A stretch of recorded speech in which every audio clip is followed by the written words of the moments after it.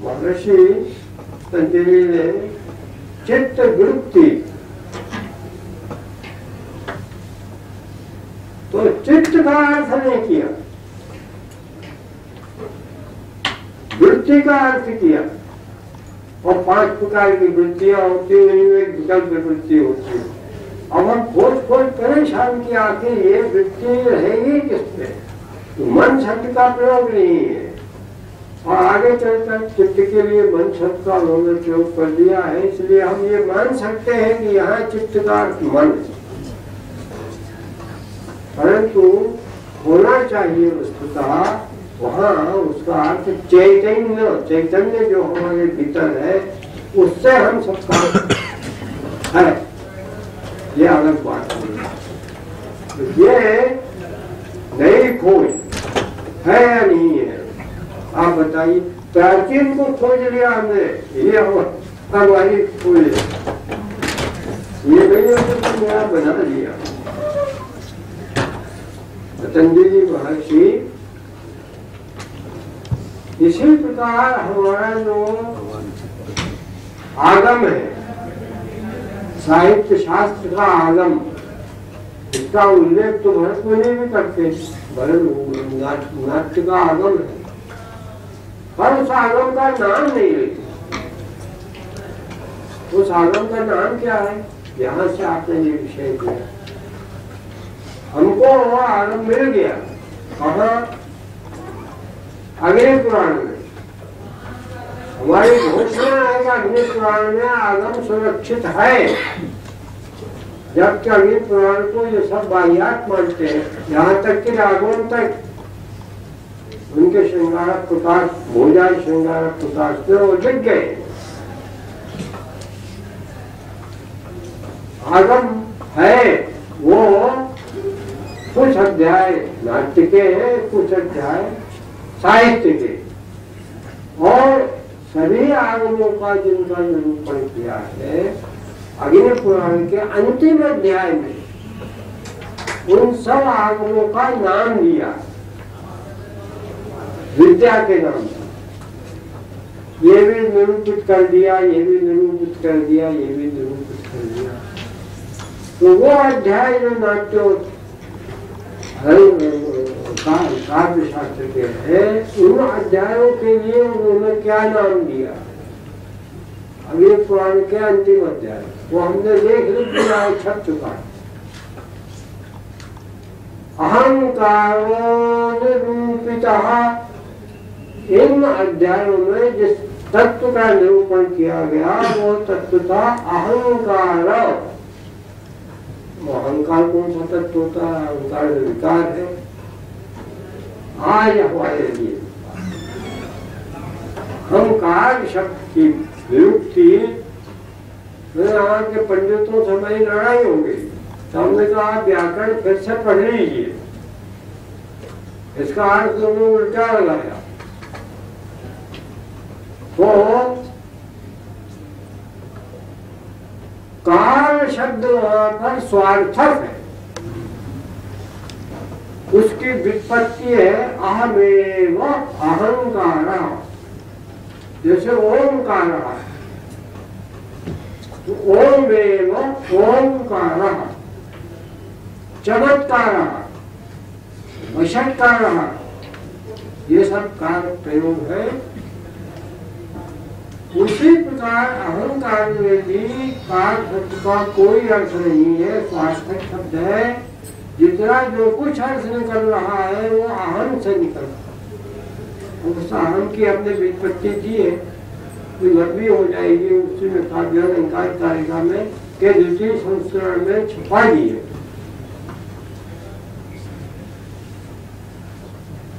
तो ये अहंकार बराबर भाई, अहंकार के द्वारा आपने निरूपण किसका किया, नाटक का और काव्य का। तो हम कहना वाले कि इन दोनों में अहंकारी का निरूपण होता है, और हमारे अंग्रेजी वाले लोग ईगो की प्रतिष्ठा करते हैं, अहम तत्व रहता है। हम विश्लेषण करके अलग अलग करके उसका विच्छेद थोड़ी कर रहे हैं, इस अहम तत्व का इस अहम तत्व से मेल हो गया, एक अहंकार हो गया। स्त्री का एक अहम और एक पुरुष का अहम, और दोनों अहम मिले तो रासलीला होगी भगवान श्री विष्णु की, नहीं तो कैसे होगी रासलीला? पर ब्रह्म तो पर ब्रह्म है, पर है, तो नीचे उतरा कैसे हो? नीचे उतरा मन में, मन ससल ज्यादा, उन्होंने मन की सृष्टि की, और सृष्टि करने के बाद ये सब लीला की है, ये बातें हुई।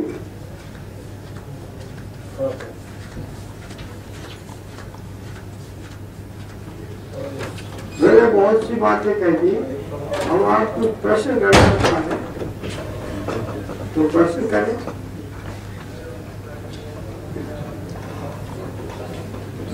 ये जो दर्शन है वो और साहित्य एक भूमिका पर आ गए जब से ये अलग तत्व को ब्रह्म के रूप में हमने माना। ये लिख भी दिया हमने, ये हमारा ग्रंथ 10 साल पहले छप चुका, दूसरा संस्करण उसका।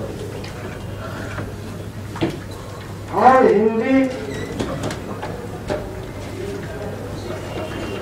हमारा कहना यह है कि आप आगे बढ़े, हिंदी आगे बढ़ी। और एक अलंकार ऐसा है जो केवल केशव ने दिया, केशव दास जी, क्या कीर्ति क्या नाम होता है, वो अलंकार है संख्या अलंकार। जैसे आद्य प्रकाश में आया, वेद खाद्य वेद चंद्रा अक्षरेश युगेन्द्रवा, ये वेद हुए। क्या मतलब इसका? उसका संकेत क्या? 3 न कह करके हम गुण कहेंगे, तो गुण 3 होते हैं, तो 3 शब्द का अर्थ हो गुण के साथ जुड़ गया। अरे इसको काव्य शास्त्र हमारा जो संस्कृत में लिखा गया है, मोहम्मद के काव्य प्रकाश में, पंडित राज जगन्नाथ का तो पूरा नहीं है, उनके रसोनागर में और अन्य ग्रंथों में, कुवलयानंद में, ये संख्या अलंकार नामक अलंकार के अंतर्गत गणनीय है, ये बात उनमें भी नहीं है, हमको तो नहीं मिली। और उन्होंने केशवदास ने इस विधा को चुना, महत्व दिया और इसके लिए फल। ये क्या हुआ? आगे बढ़े हम। अब वो हिंदी में लिखा, सावधान उनका जो वक्तव्य है वो क्या जगह से हो गया, वो तो उसमें तत्व दिया उन्होंने, और ऐसा प्रयोग करते, हम ही ज्यादा प्रयोग करते हैं संस्कृत वाले। वेद का विवेक चिंता देख लो।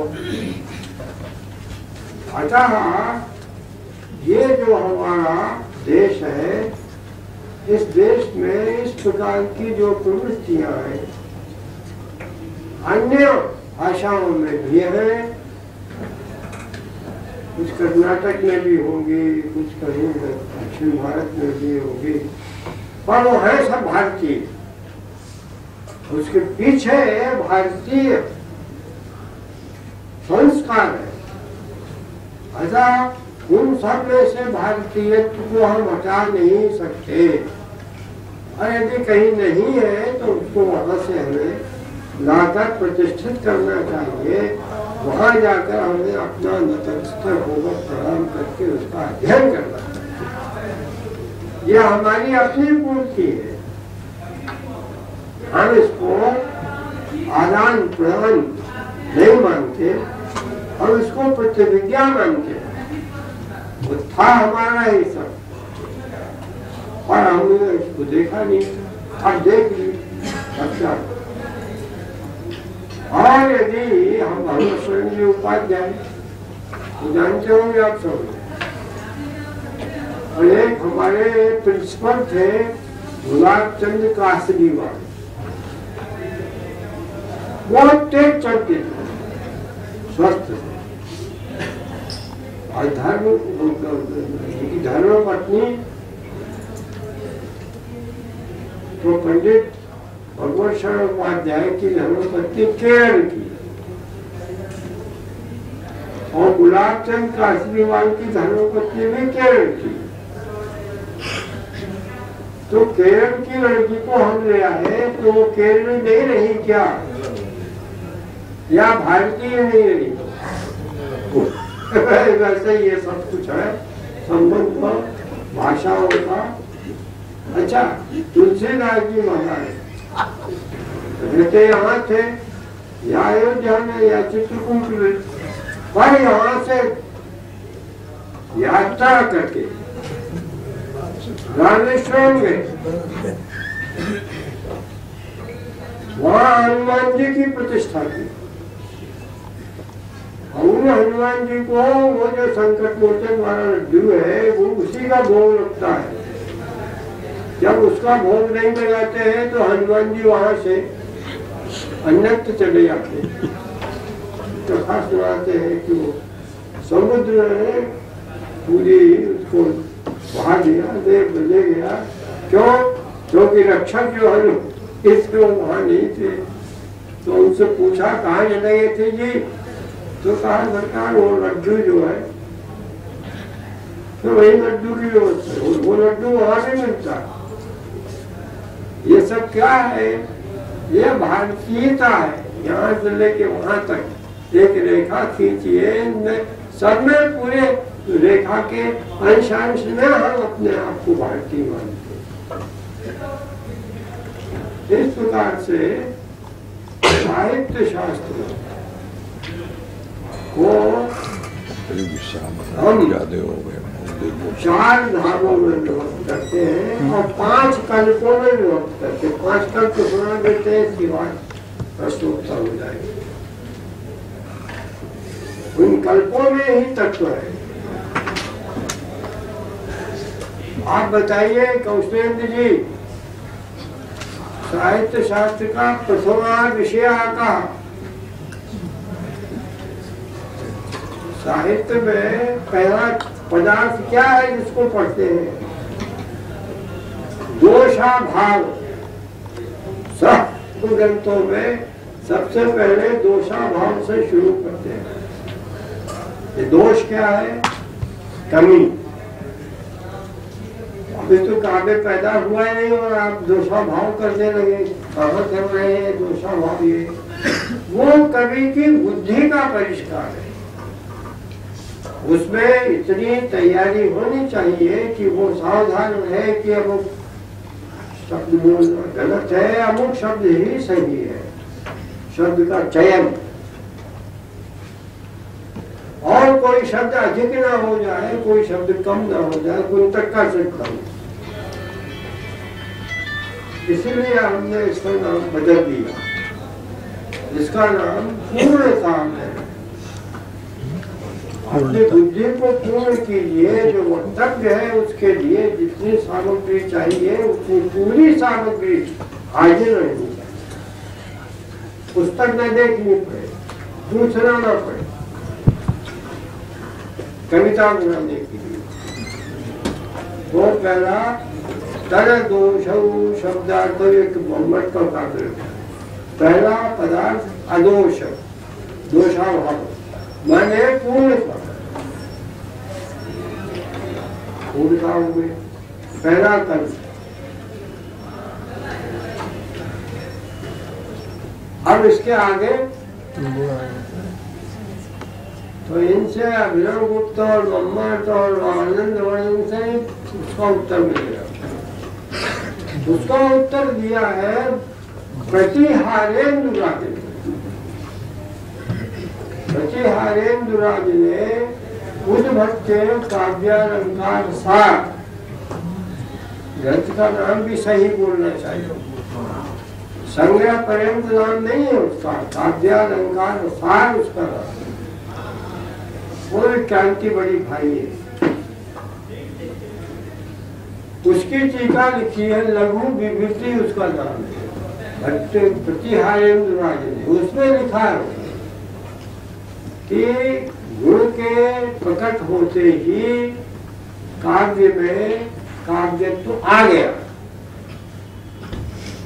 ये उस एक आचार्य काव्य में काव्यत्व तो आ गया, किंतु अभी ये कौन सा कल्प हुआ? तीसरा दूसरा हुआ, ये गुण वाला। हाँ, दूसरा हुआ गुण, दूसरा हुआ। और तीसरा यहाँ अभी तृप्ति नहीं हुई, अभी कुछ शेष रहेंगे, आखिर कुछ और होता हो। बच्चे का उदाहरण हमने इसमें दिया, बच्चा परिपूर्ण है, सब अंग है उसमें, अतः उसमें कमी नाम की चीज है ही नहीं। और जो बच्चा है अब मीठा बोलता है, उसकी गुण भी है, और बड़ा हो जाए, कुछ और बड़ा हो जाए, फिर रघु का वर्णन किया, ऐसा हो गया, बड़ा हो गया। ये क्या है? ग्रेजुअली जो उसकी बुद्धि है, ये अत्यंत स्फूर्णी है। इसको हमने देखा अलंकार के रूप में, गलत हो तो आप बताइए। ये उसका पर्याप्ति जो है अब तरपक होता जा रहा है, और पूर्ण तक व्यायत बाहु रंसरः कपाट रक्षाः परिणत बहुत प्रकर्षात अजय गुरु रघु तथापि नीचैर्विनयाद दृश्यत। वर्णन किया, बच्चा था, युवा पर विनीत। तो ये जो कमी है, कमी को पूर्ति होती है, उसी को हम कहते हैं अलंकार। पर पूरा अलंकार एक साथ बन जाए ये भी संभव नहीं, इसलिए उसकी भी धीरे धीरे धीरे अभिवृद्धि होती है। तो आरंभिक जो इसकी स्थिति है उसको लक्षण तत्व नाम से कहा। 36 लक्षण भरत मुनि में मिलते हैं। बाद के लोगों ने इसको अलंकार ही कह के छोड़ दिया, 10वें प्रकार ने कहा ये अलंकार ही है। और कुछ लोगों ने थीसिस में किए, अभी महाराष्ट्र में उनने अलंकार के रूप में उन्हें अलंकारों का उत्सव ये कैसे डेवलप हुआ, कहां से आया, तो लक्षणों से अलंकार निष्पन्न होते, ऐसा उन्होंने दिखा लिया। तो फिर हम तीसरी स्थिति लक्षण की, लक्षण अपूर्ण अलंकार, उसी को मम्मट ने कह दिया था अस्फुटालंकार। तो मम्मट की जो बात पकड़ में आई नहीं आई आचार्यों के, चाहे टीका करो, यह अस्फुटालंकार कोई चीज है, क्या है? 36 भेद है उसके, सबका निरूपण किया गया है। और अब वो परिपूर्ण हो गई उपमा, पहले कुछ आनंद थी और अब परिपूर्ण, द्वादश बस समाप्ति हो गई, अपेक्षा शांत हो गई। तो अंतिम तत्व क्या सिद्ध हुआ? अलंकार। और इस वैदिक संप्रदाय में इसी को सबसे अधिक महत्व दिया गया था। अलंकार अस्ति अलंकृति ही, अलम शब्द से अलंग, ये सूक्त की तरह इनमें अलम शब्द का प्रयोग है, अलम शब्द का प्रयोग है। तो अलंकार जो है ये वैदिक संप्रदाय की परिभाषा है काव्य की विशेषता के रूप में। अब आप करें रसम, तो हमको नहीं समझ में आता कि शादी तो हुई हमारी किसी लड़की से, पर वो हमारे यहाँ करने आएगी नहीं, अपने नैहर में रहेंगे और कहीं रहेंगी, तो क्या शादी हुई? बड़े बड़े विद्वान बैठे, इसका उत्तर दे स्वयं मंत्री महोदय। ये तो कोई संबंध नहीं हुआ ना। तो रस सीधे आचार्य हमारे बड़ा जिसे अपने पढ़ने बैठे हुए हैं, ये बताइए रस तो रसिक में रहता है, जैसा धनिक ने माना रसिका सही में वर्तन एवं लगा। अच्छा आप भी आए, रसिका सही में वर्तन। अब ये लगा दिया तो काबिल तो रहता नहीं, वो तो रहता सहृदय में रस। तो काव्य में क्या रहता है जिसको आप काव्य में रस कहते हो? और आप ये भी कहते हो कि वाच्य हो नहीं सकता, विधा से स्पष्ट हो सकता है, रक्षणा से, इसके लिए व्यंजना ही एक है जो है ही नहीं। व्यंजना बाहर नाम लेते हैं इसलिए कि हम ऐसे व्यक्ति का नाम वर्णन के रूप में लेंगे जो है ही नहीं, तो किसको पकड़ेंगे पुलिस? ये चाल है। रस जो है वो रसिक में रहता है, तो रसिक यदि मर गया तो उससे वो अलग हो गया, जाने दीजिए। पर काव्य से उसका क्या संबंध है? इसी प्रकार गुण का संबंध, गुण को मानते हैं रस के भीतर। माधुर्य ओज प्रसाद ये रस के धर्म है, ये सिद्धांत है। और रस धर्म है, और किसी का काव्य का धर्म नहीं है, तो गुण भी काव्य का धर्म नहीं है। ये अनुपत्तियां आपके सामने तर्क की आती है, इसका उत्तर आपको देना होगा, आप बाध्य उत्तर देंगे, हो जाइए इसका उत्तर दिया। परंतु पहले इनकी ओर से हम चलते हैं, ये कहेंगे कि रस का अभिव्यंजक है काव्य, अभिव्यंजक संबंध है काव्य का और रस का। हमने कहा ठीक है, हम मान लेते हैं, परंतु अभिव्यंजकत्व को कुछ तो कहो, गुण कहो या अलंकार कहो या कुछ तो नाम लो उसका। काव्य धर्म बनाने के लिए कुछ तो नाम लेना पड़ेगा, उसमें आप क्यों हिचकते हो? उसमें सभी धन्यवादी जो है उसमें हिचके, कोई किसी ने नाम नहीं लिया, जबकि रस की अनुभूति होती काव्य से ही है, विभावानुभाव व्यभिचारी उससे। तो ये विभावानुभाव व्यभिचारी संयोग की क्षमता जिसमें है, उसमें कोई अतिशय नहीं है। उस अतिशय को कुछ तो कहो, आप अलंकार कहो या गुण कहो या कुछ कह दो, आप अंग्रेजी में कुछ बोल दो, और उसको इन सभी आचार्यों ने अभी हम मुक्त नहीं दी, उसको नाम नहीं दिया। उसको नाम हम देते हैं, भोजराज देते, हम अपना नाम नहीं देते, भोजराज। वो कहते हैं उसका नाम है रसोक्ति,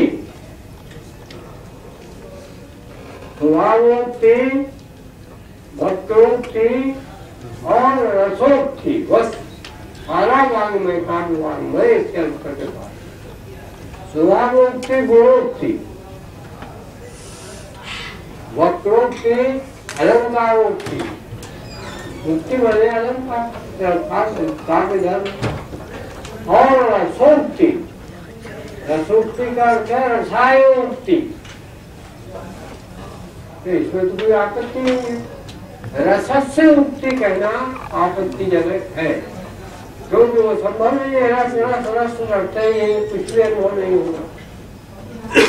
अतः रसस्य उक्ति नहीं कहा जा सकता, किंतु रसायन उक्ति किसी शब्द का तो आप प्रयोग करते हैं। या सत्यद्य शकुंतलेति हृदयं संस्पृष्टमुत्कंठया, कर्ण महर्षि बोल तो रहे हैं, अपना भाव व्यक्त कर रहे हैं, बिना बोले तो चले गए नहीं। हाँ, कुछ तो बोलिए उसको, और बोलते विषय में पता नहीं आ रही है। धन्यवादियों इनकी चातुरी, अग्रमुक्त की चातुरी। सुनिए, आप हमारा सन पूरा हो गया। 10 गुण भरत मुनि में और 10 गुण कांची के दंडी में, और भामे ने उनको काट दिया। 7 गुण में से हटा दिए और 2 गुण वाले और ओट का नाम ले दिया। ओट को उसका लक्षण नहीं किया, इसलिए 2.5 गुण उसके अनुसार होता है। अब 2 संप्रदाय है, 10 गुण का संप्रदाय दंडी का, और 2 या 2.5 गुण या 3 गुण का संप्रदाय भामा का, बौद्ध का। अब आपके ध्वनिवादी आनंदवर्धन किसको माना उन्होंने माना बौद्ध। आनंदवर्धन ने धर्मकीर्ति का नाम भी लिया, किसी बौद्ध ग्रंथ की टीका नहीं की है। तो त्रैगुण्यवाद, 10 गुणवाद नहीं माना, 3 गुणवाद उन्होंने माना। और उसी की टीका लोचन वो आज छपरा आ गई है हमारे पास। पूरा ध्वन्यालोक और पूरा लोचन, 300 कुछ पेज है। और कीमत कितनी है आप बताइए? आपको तो देखेंगे, क्या बताइए, हम बताते हैं। आदरणीय पांडे जी, उस 300 कुछ 5 पेज के उस ग्रंथ की कीमत है 125 पैसा। मैंने 125 पैसा का मतलब क्या हुआ? 1.25 रुपया। नहीं, गलत हुआ। 125 रुपया, 125 रुपया की। 125 रुपया कागज की कीमत नहीं होती। हमने कहा नहीं, इससे अधिक कीमत मत रखना। आज ही अंत में लागेगी तो थोड़ी गीली कीजिए, तो दबा के रखना। परंतु हमारे हर विद्यार्थी के लिए ग्रंथ उपलब्ध है। वो ऐसा नहीं कि आप चौखंबा में जाए, भैया मिलती नहीं है पुस्तक, आउट ऑफ स्टॉक।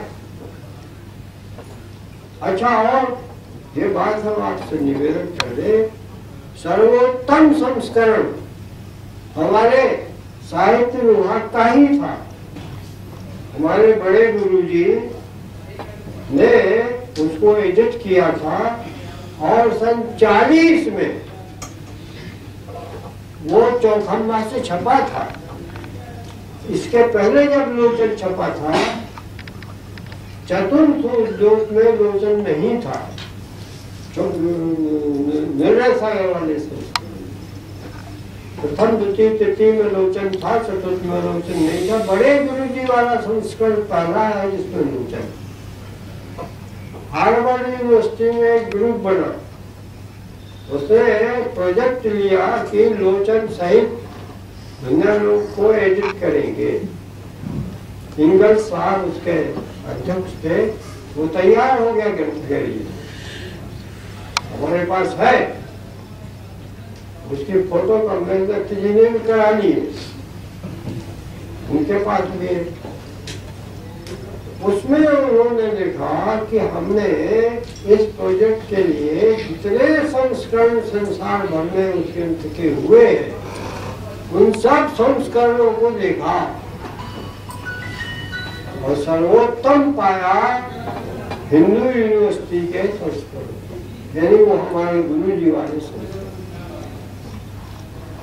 फिर उन्होंने कहा कि इसमें बहुत प्रिंटिंग मिस्टेक है, तो 4-6 पेज का उन्होंने अंत में एरेटा दिया उनके ग्रंथ के पीछे, और उसमें केवल अनुवाद है रोशन का। धन्यवाद। कुछ नए पाठ भी सुना इधर और उधर। कृष्णमूर्ति जी ने दक्षिण भारत में बहुत काम किया। ये सब ग्रंथ हमारे पास थे, आप पढ़ते रहते, और वो मुख्य ग्रंथ तो वही था, पर पुस्तकें नहीं मिल रही। हमने उसका कंप्यूटर से रूप तैयार कराया और स्याही से उसको प्रिंट कराया और दे दिया। फिर उसने आज छाप कर आके दे दी। वो गीली ना होती तो हम यहाँ लाते आपको दिखलाते। ये भी संस्कृत वाले कर रहा है। संस्कृत की रक्षा सस्ते मूल्य पर आप पुस्तक। अच्छा, और ये श्रृंगार प्रकाश है वो भी 2 वॉल्यूम है, बड़ी बड़ी, तो उसको कर दिया 600 पेज है। वो 500 पेज का है और 100 पेज का उसमें सूची पत्र है, श्लोकों की सूची। गुना दे तो मैन्युस्क्रिप्ट नहीं हो, कैसे खोजेगा आपको? उसका मूल्य हमने रखा है, प्रेस में वो भी चला गया, छपने वो प्रिंट होने लगा। उसका मूल्य रखा है 400 रुपये। तो 100 रुपया तो डिस्काउंट नहीं सर, श्रृंगार प्रकाश का पूरा श्रृंगार प्रकाश आपको 300 रुपये में मुख्य विषय तैयार होने लगा है। ये सब बातें जो हम कह रहे हैं वो इसलिए कह रहे हैं कि ये सब हमारे आकर ग्रंथ है। हिंदी के लिए ही यही ग्रंथ है आधार रूप। हजारी प्रसाद जी द्विवेदी के मुंह से हमने सुना है, उन्होंने कहा हमको बड़ा आश्चर्य हुआ, बड़ी प्रेरणा मिली। हम जाते थे लोग कभी कभी दर्शन करते थे, प्रणाम करते। फिर उन्होंने महाभारत कितने बड़ा ग्रंथ 18 पढ़ो, उसको 18 बार पढ़ा है। आप सोचिए इतने बड़े ग्रंथ को 18 बार पढ़ना कितनी बड़ी रुचि और लगन का काम, और वो दृष्टि भी थी, बात को पकड़ लेती। उनके आने का सोचेंगे 12 व्यक्ति की आपको था और पूर्ण होगा और तो हमारे इन ग्रंथों की रक्षा विद्वानों के पास पुस्तक होगी तो वो पढ़ेंगे। नहीं तो आधी रात को हमको इच्छा हुई कि हम पुस्तक देखें और पुस्तक है नहीं, लाना पड़ेगा हम के पास से, तो आधी रात को जाओ। और प्रतिभा का जागरण तो हमेशा होता नहीं, कभी कभी होता है, कभी हो जाए कभी न भी हो। इस प्रकार साहित्य के साथ हम न्याय नहीं कर रहे हैं। साहित्य को मानते हैं सबसे सस्ता, सबसे कमजोर आदमी को उसमें नियुक्त करते हैं। हम 2-4 विश्वविद्यालयों की कार्यकारिणी के सदस्य हैं, वहाँ यही झगड़ा चल रहा है कि यह आदमी अयोग्य है, इसकी नियुक्ति होगी।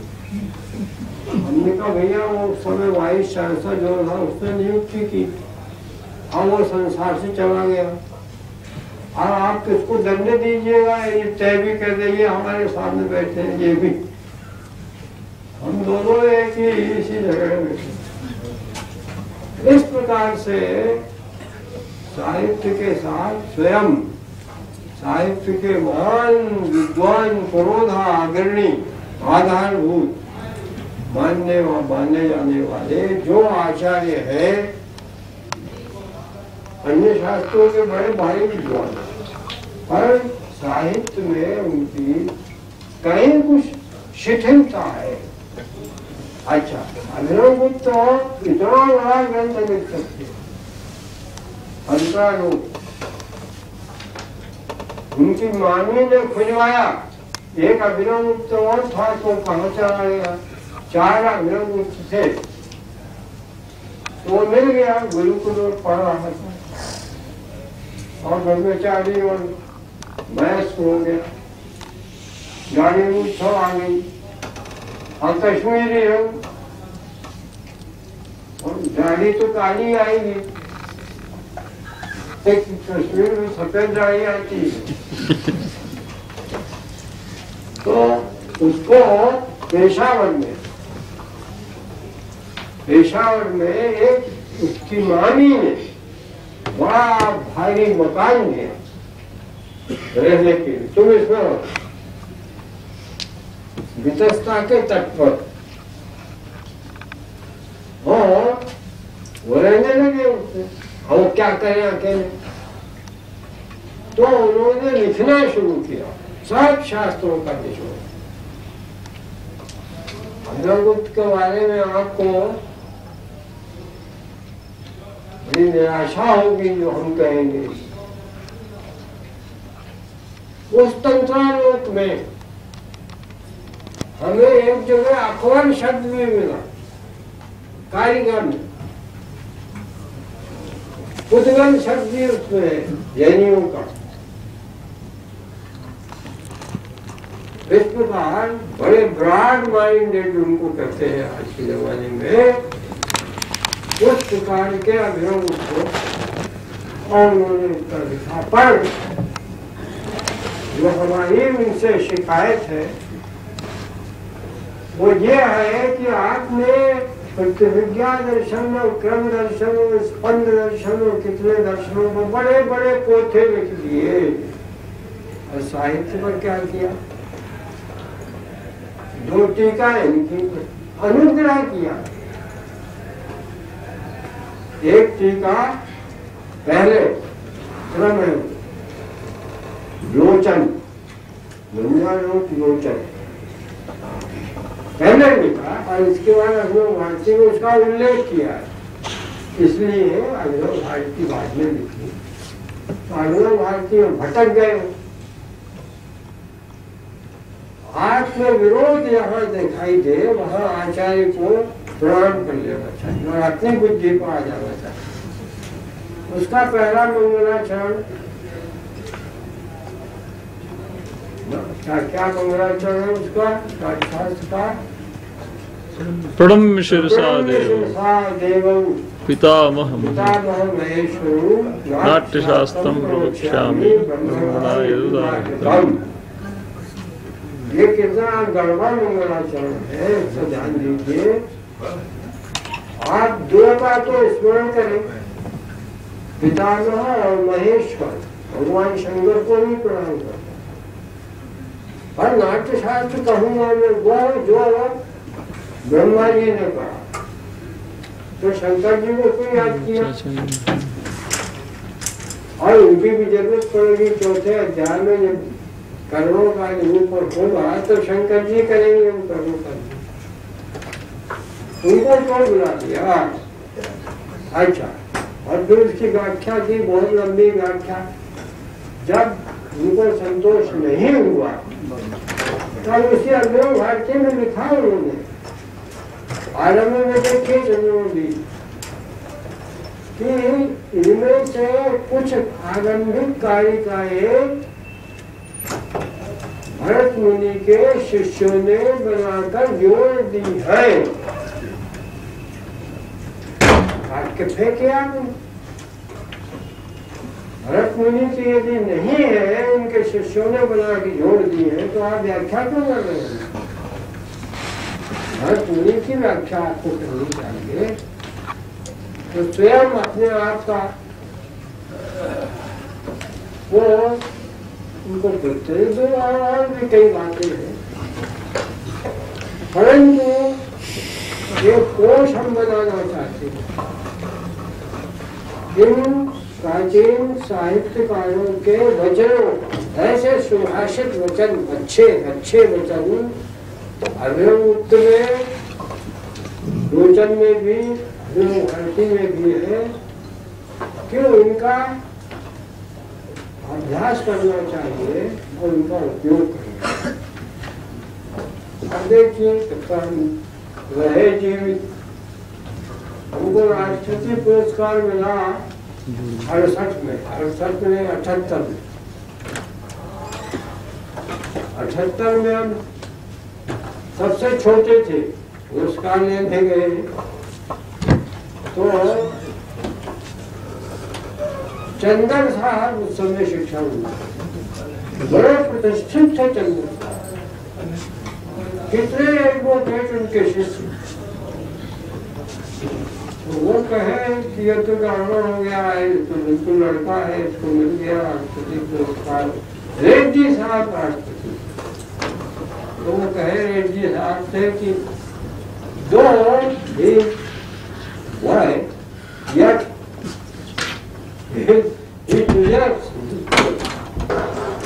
ये कहने क्या जरूरत, यदि आप हमको योग्य नहीं मान रहे हैं तो दिए क्यों पुरस्कार। अच्छा,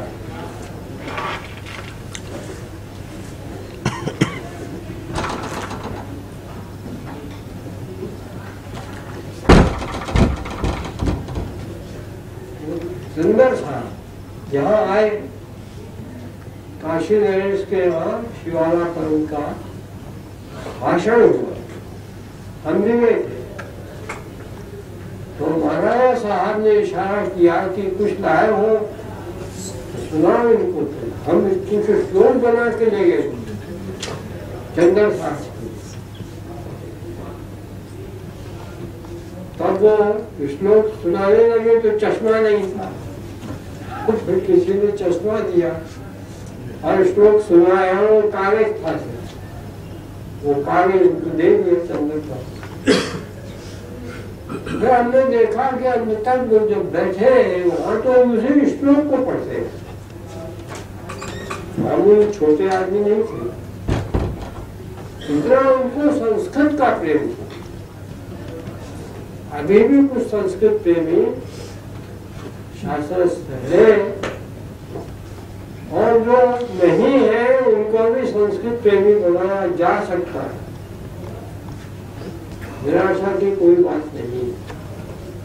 परंतु सबसे पहला जो कर्तव्य है वो हमारा है कि हम प्राणपण से अभिन्न तक उसको ऋग्वेद में बढ़ा दिया।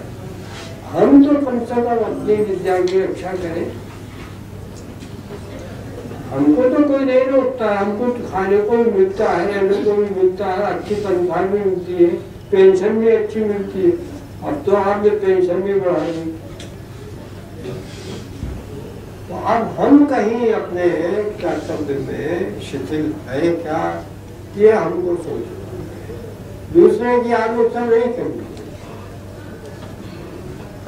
दूसरे की आलोचना करने वाले एक बार हमको मिल गए। थर्ड क्लास ट्रेन में हम आ रहे थे, ऊपर हम सोए हुए थे, बिजली थी नहीं, तब तक 10-20 आदमी आए, बड़ी बड़ी टाट में ऐसा देख दिखाकर उन्होंने, वो यहाँ इलाहाबाद का वो MP था, नाम उनकी आगे वोटा ताजा खूब इतने हुए और लगा गाली देने। ये ब्राह्मण लोग, इन लोगों ने हमारे खूब किसानों को पढ़ाया नहीं, हमको भूख रख दिया, हमारी ये दशा, सब उससे खूब सोया। अंधेरे और तक बिजली आ गई, हमने देखा कौन कि आकाशवाणी हो रही। तब उतरे हम नीचे, बैठे उसके पास। और हमने कहा कि आप संस्कृत के भक्त मालूम पड़ते हैं। हाँ, संस्कृत हमारी निजी है।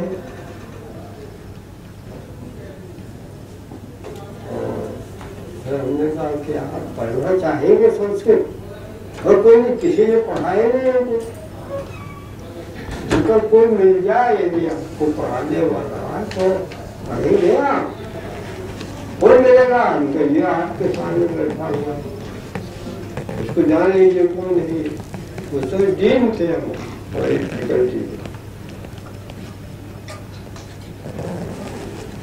परंतु एक बात है, हम भविष्यवाणी कर देते।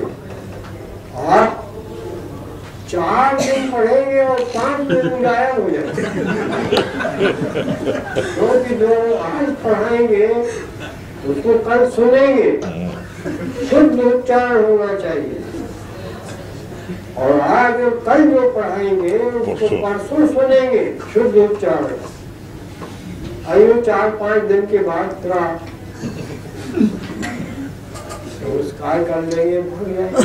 वेद तो ऐसे पढ़ा जाता है, वेद को भूलना नहीं चाहिए, ये प्रतिज्ञा है, आवृत्ति करना चाहिए, वो शुद्ध उच्चारण, तब उसका पूर्ण रूप से निष्पन्न होता है। और आप कुछ भी बोल लीजिए, दूसरा कोई मतलब नहीं। इस प्रकार से हमारा अपना सत्संग विद्या है। जो रिटायर हो गया वो यदि स्वस्थ है, शरीर में है, तो रिटायर कहाँ होंगे? खाना पीना का प्रबंध तो उसके साथ लगा ही हुआ है। रिटायर पढ़ाने से हुआ है तो कहा मेरे को घर में किया। अपना संस्कृत वाले हम लोग साहित्य अकादमी संस्था बड़ी संस्था। सबसे पहला प्रोजेक्ट इनका था कालिदास का फिजिकल एडिशन। कालिदास का फिजिकल एडिशन मेघदूत आया सबसे पहले, तत्काल हमने खरीदा, राय घर पढ़ा, भूमिका पढ़ी राधा कृष्ण की अंग्रेजी का, और ग्रंथ खोज लिया हमने। उसमें परिचय दिया था ग्रंथों का। तो अभिज्ञान शाकुंतल में 10 अंक के लिखे,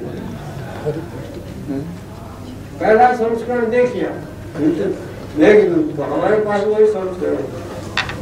राधा कृष्ण साहब की भूमिका और साहित्य अकादमी का प्रकाशन, और मेघदूत में लिखा है कि अभिज्ञान शाकुंतल में 10 अंक। तो बाद में जो द्वितीय संस्करण हुआ है वो राघवन साहब ने बाद में ठीक किया। हम उसको लेकर गए दोनों, हमारे प्रोफेसर सूर्यकांत शास्त्री थे, उनके लेके नाम ये कहा, कुमार सुंदर होते वो भी एडिशन। हाँ, मैं जाकर कहूँगा देशमुख से, देशमुख समय यूनिवर्सिटी के चेयरमैन। तो उन्होंने बाद में आकर कहा कि मैं जब तक बताऊं उनको तब तक वो देशमुख ने हमको बता दिया। यह हमारी कमी है। तो उनको अब अलंकार शब्द का हम यदि केवल अलंग करते हैं और अलंग से यदि ब्रह्म तक हम पहुंच जाते हैं तो क्या इसमें नुकसान है? इसमें क्या नुकसान है? ये तो विचार और भरे परिसर खुल जाता है, सिद्धांत आपका बदल जाता है। ये जो प्राकृत की गाथा है उसको गंदी से गंदी बात को काबू करने वाले आचार्य, ये जमीन से उठकर आसमान में पहुंच जाते हैं उस तत्व के आधार।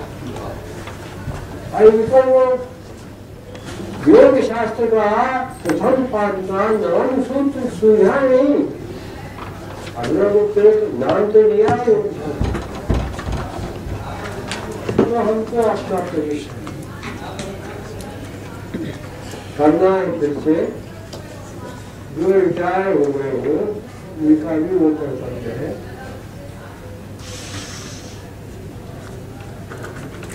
और आप मुझे कुछ चाहे